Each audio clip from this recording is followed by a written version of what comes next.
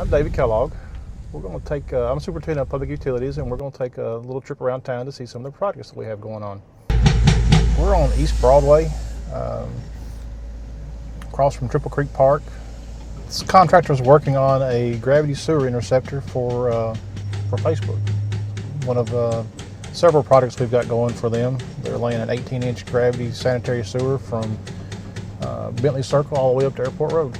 Well, they're breaking the rock to get the depth for the sewer, because the sewer runs by gravity. So to get the pipe deep enough for it to flow properly, they have to break the rock to get down to the grade for the pipe.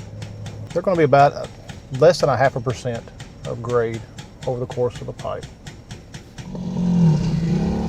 This is a developer that's doing a subdivision here, and he's allowing the contractor that we're using to use it as a laydown yard for pipe and equipment.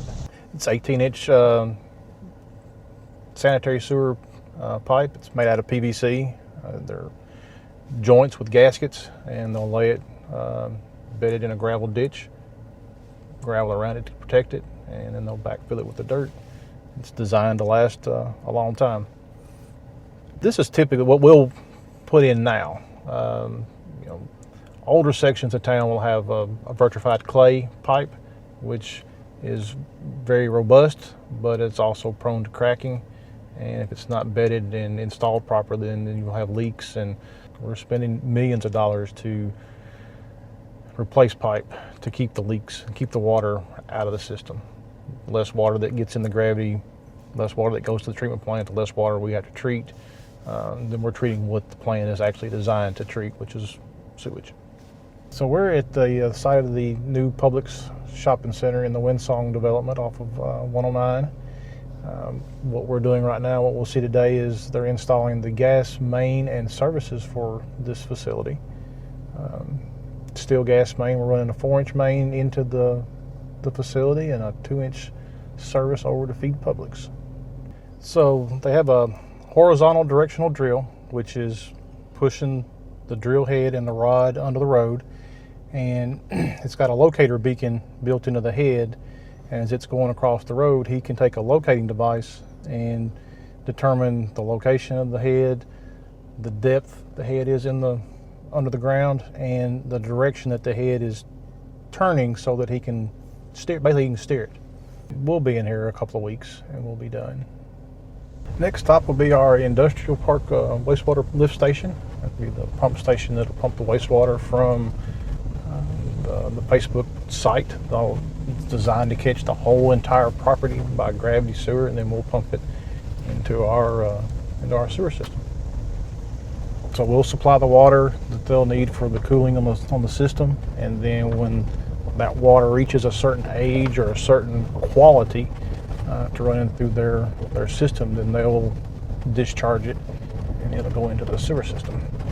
So we're at the Industrial Park Water Storage Tank Facility. We're at the end of Commerce Way, between the end of Commerce Way and East Broadway. This is drinking water. We have a 1 million gallon tank up here and a new 2 million gallon water storage tank up here. We have storage tanks over on Hartsville Pike in the Tulip Circle area. Water from those tanks is fed by pump. It's pumped out of those tanks through a series of lines, fills these tanks, and then out of these tanks it runs to the eastern portion of our system.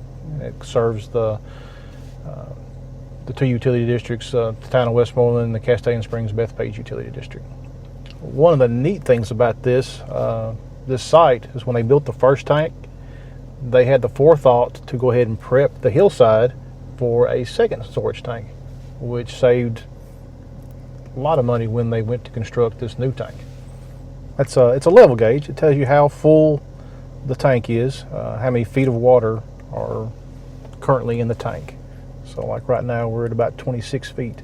So there's 26 feet of water in the tank, and the depth of the water in the tank equates to pressure and to a volume, how many gallons is in the tank.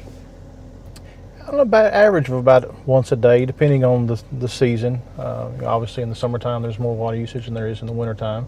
but at least once a day the water in the tank will turn. So we're on Maple Street at the site of our wastewater flow equalization facility.